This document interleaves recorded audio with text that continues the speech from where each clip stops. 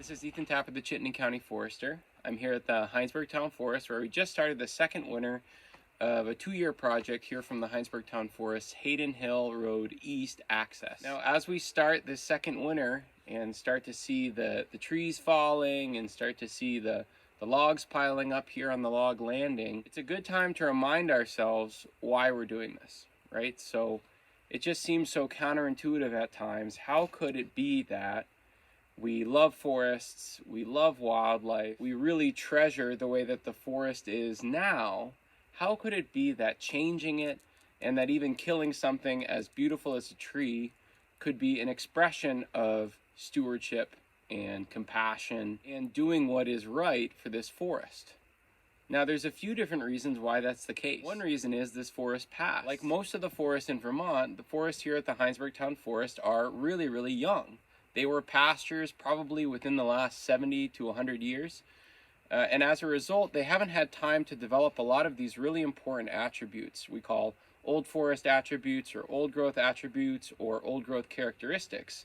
These are things like big trees, structural diversity, so different sizes and ages of trees, deadwood on the forest floor, all of these attributes that are really, really important to biodiversity, to resilience, and that are relatively underrepresented in our forests. In some cases, as this forest moves through time, so maybe a century from now, a lot of these attributes will develop naturally through tree mortality, the death of trees. But by using forest management as a tool, we can create those attributes and the habitats and natural processes that are associated with them centuries sooner than they would occur naturally. Secondly, we manage forests because we're looking into the future.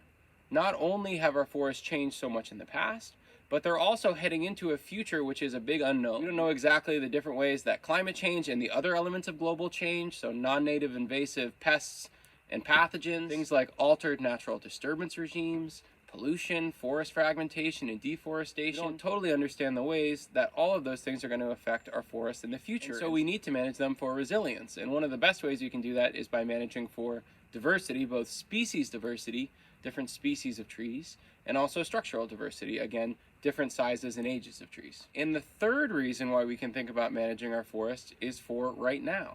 So even though producing revenue and producing resources is not the primary goal of this forest management project, we do need to recognize that our lives as humans come at a cost. We consume resources and we impact ecosystems whether or not we feel the brunt of those impacts ourselves every single day. In a lot of cases, those impacts are displaced on ecosystems and on people somewhere else.